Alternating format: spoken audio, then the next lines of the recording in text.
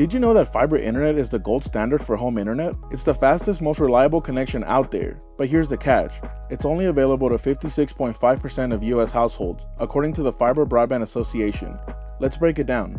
Unlike traditional internet, which uses electrical signals through copper cables, fiber internet uses light pulses traveling through ultra-thin glass strands.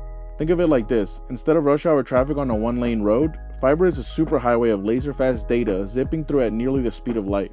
That means faster speeds, lower lag, and a way more reliable connection, even during peak hours. How fast are we talking?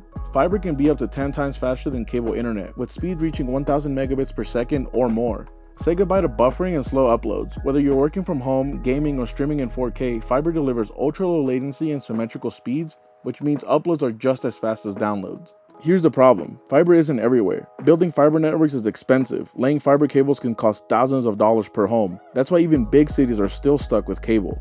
The good news? Fiber expansion is happening. Internet providers and even cities are investing in future-proof fiber networks. And as demand for faster internet grows, so will fiber availability.